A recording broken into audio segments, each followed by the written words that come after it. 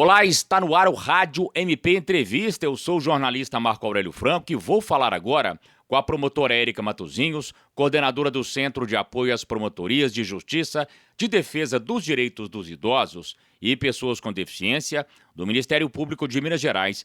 O MPMG quer incluir nos currículos escolares o tema do envelhecimento. Olá, promotora, explique essa proposta para a gente, por favor. A grande verdade é o seguinte: está havendo um aumento crescente da população idosa.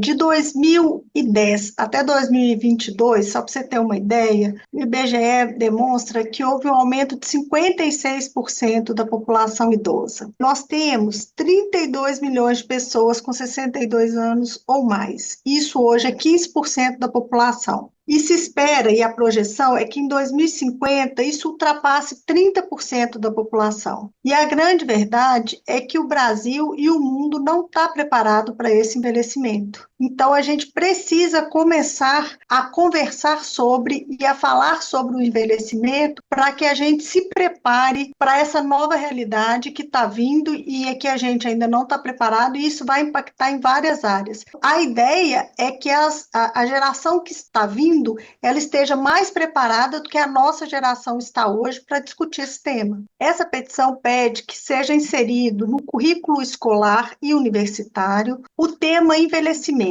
para que, inclusive, se pense em projetos. A gente tem que começar a pensar o que vai ser da gente quando a gente tiver mais de 60, 70. A nossa geração não foi preparada para pensar no envelhecer.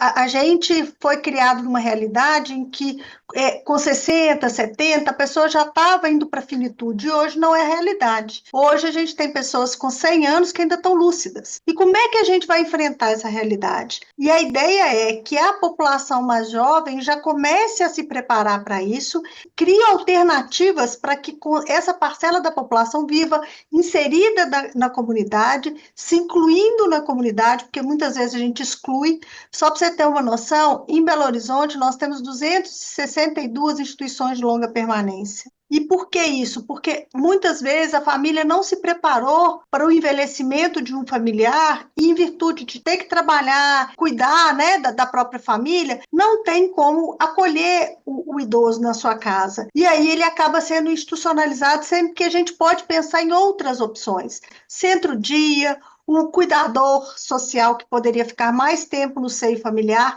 mas para isso a gente precisa trazer esse tema para a pauta. E uma forma muito eficiente de trazer esse tema para a população, para a gente começar a discutir sobre, é colocar isso no currículo escolar. A ideia é que se discuta em todos os âmbitos escolares, desde criancinha pequenininha até a universidade, se pensando, inclusive, que na universidade pode-se criar projetos para que se vislumbre opções, de mecanismos que tornem a vida dessa parcela da população mais digna e mais saudável. Porque o que a gente percebe muitas vezes, e eu aqui no Centro de Apoio eu vejo muito, uma invisibilidade, como se não se pensa nisso, não se pensa no envelhecimento, não se discute sobre isso, e quando ele chega, se exclui essa pessoa. Eu fui numa instituição de acolhimento de pessoa idosa, e aí eu estava conversando com a gestora, e ela me falou o seguinte, que quando o familiar coloca aquela pessoa idosa na instituição, no primeiro mês ele vai todo final de semana, depois vai se passando para todo mês, aí depois vai no aniversário, final do ano, e depois nem isso. Então, a maioria ali tem anos que não vê o familiar. Eu, antes de assumir o CAU e antes de ser promotora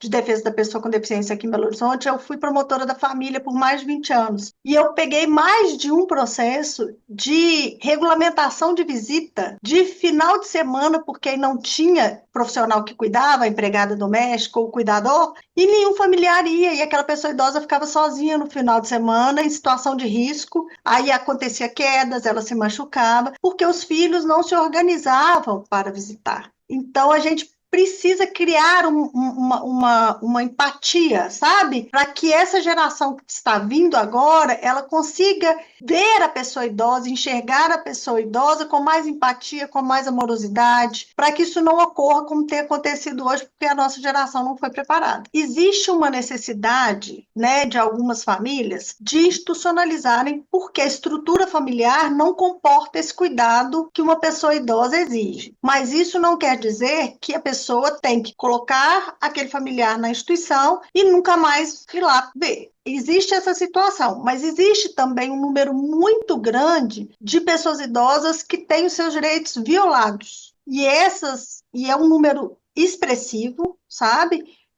De falta de paciência, de abandono, de não cuidar. Existe muita pessoa idosa que já não tem condição do autocuidado e está morando sozinha, abandonada em casa.